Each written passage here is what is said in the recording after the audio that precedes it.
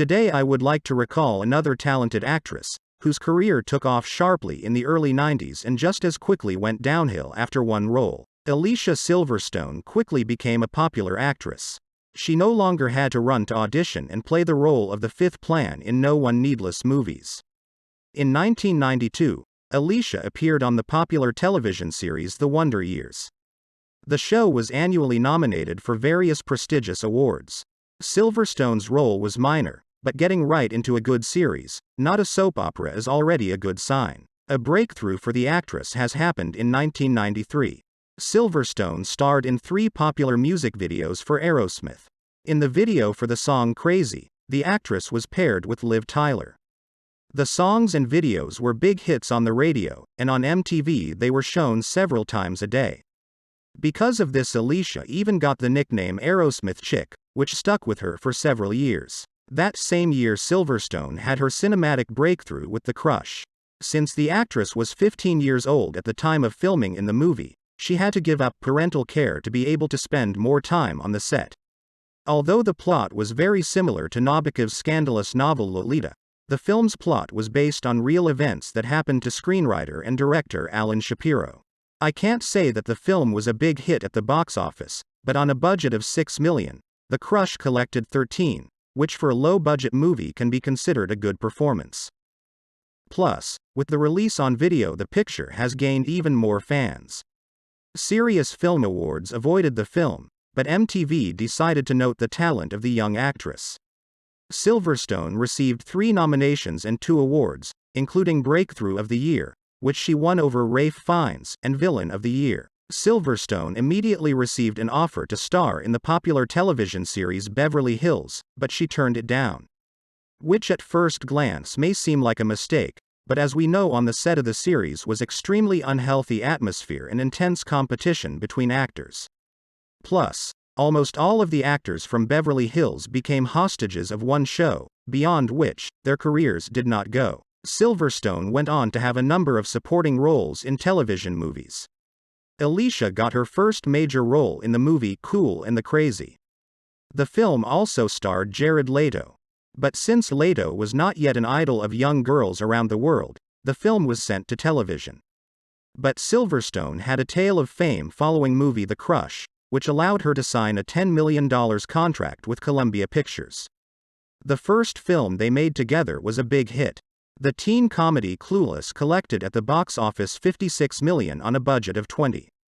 The film received a great reception among critics, and Alicia Silverstone again received 2 MTV Movie Awards for her role. The success of Clueless was so great that it also launched the careers of Brittany Murphy and Paul Rudd. Silverstone also had one failure in 1995. True Crime failed to live up to the studio's expectations, and after poor test screenings, they decided to send the film straight to video.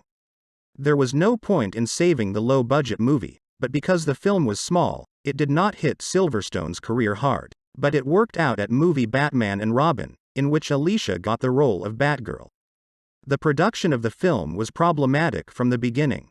In an attempt to get away from the dark tone of Tim Burton's films, Warner Studios hired Joel Schumacher. The director never argued with studio bosses and did whatever they told. In the case of Batman and Robin, this led to disaster. Since the studios get money not only from box office, but also from merchandise sales, the producers, in their race for money, stuffed the movie with a bunch of unnecessary characters and gadgets and turned a serious story into a Cirque du Soleil show. Joel Schumacher saw that his movie was turned into a big commercial and shot it accordingly. In the end, a promising movie turned into a disaster. Batman and Robin was berated by absolutely everyone. The film was nominated for 11 Golden Raspberry nominations, but managed to win 1. All of the other raspberries were pulled by Kevin Costner in role of the postman. But that one Golden Raspberry went to our heroine. Alicia Silverstone was criticized for her role as Batgirl. But the interesting thing is that she wasn't criticized for her acting, she was criticized for gaining a little too much weight. Yes, in those dark ages you could scold women for their physical fitness and filming half-naked underage children in music videos and movies. Silverstone instantly went from an audience favorite to a critic's favorite in a bad way. The flood of criticism caused the film to fail at the box office. On a budget of $125 million, it managed to collect $238. The box office failure and, most importantly, negative criticism buried all plans for a sequel and dealt a serious blow to the actors. The same year, the movie Excess Baggage was released. For her role in it, Alicia received the biggest fee in her career, $5 million. Columbia Pictures had high expectations for the film. Two rising stars, Alicia Silverstone and Benicio del Toro, are in the lead roles. The film was directed by Marco Brambilla, who had Demolition Man with Sylvester Stallone under his belt. But something went wrong. The film got mediocre reviews, failed at the box office, and Alicia Silverstone got a nomination for a Golden Raspberry.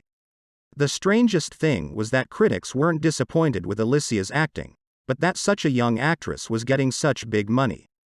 2 Golden Raspberries in a year can undermine anyone, especially a young actress. In 1998, Silverstone had another box office flop waiting for her. The movie Blast from the Past, starring Brendan Fraser. Fraser is a unique actor in terms of box office failures. Despite the fact that audiences have always loved him, but he has starred in films that failed hopelessly. Silverstone apparently didn't know about this peculiarity of Brandon, and signed on for the film. As a result, Blast from the Past, in spite of good reviews, made $40 million on a budget of $35. And while Brendan Fraser had The Mummy up ahead, Alicia Silverstone awaited films coming out immediately on DVD and TV series. Silverstone reminded herself in 2003 in the TV series Mismatch. For her role in it, Alicia was nominated for a Golden Globe, but despite the warm reception, the series was closed after the first season. Seizing the moment, Silverstone popped in the sequel of Scooby-Doo. The first film did well at the box office, and Warner Studios had counted on launching a franchise based on the popular cartoon. But the second part was a failure. The film barely broke even at the box office, and Silverstone attracted the Golden Raspberry as a magnet. True. This time the anti-award went to All at Once for the worst sequel. In 2006, Silverstone had some hope in the form of Stormbreaker, a film about a talented teenager, Alex Rider. The film was based on the popular series of novels by writer Anthony Horowitz. The books have been incredibly successful around the world, and if the film is to be successful, the producers hope to launch a franchise. Silverstone herself didn't have high expectations for the film, and accepted the role because of Ewan McGregor, whom she wanted to work with for a long time. Stormbreaker turned out to be a big failure at the box office, and with a budget of $25 million was able to collect only $23. Naturally, all the plans for the franchise vanished into thin air. Alicia Silverstone found herself on television, from which she could no longer escape. She sometimes got a supporting role in the movie coming out in theaters, but beyond that, things did not go. TV series in which starred Alicia rarely continued beyond one season, and among the major roles in TV movies, in general, was nothing remarkable. Of the recent works of the actress can be noted The Requiem, released in 2022. The movie is about another great shark, which sits on a diet of human meat. The Requiem was of such incredible quality that in the United States it was in limited release, and after an incredible rating of 3 out of 10, film went to conquer the streaming. Alicia Silverstone has only one more film in the schedule, called Reptile. It should be released in 2023. Benicio del Toro will be again paired with Alicia, and the director will be Grant Singer, who has only one short film and music videos under his belt.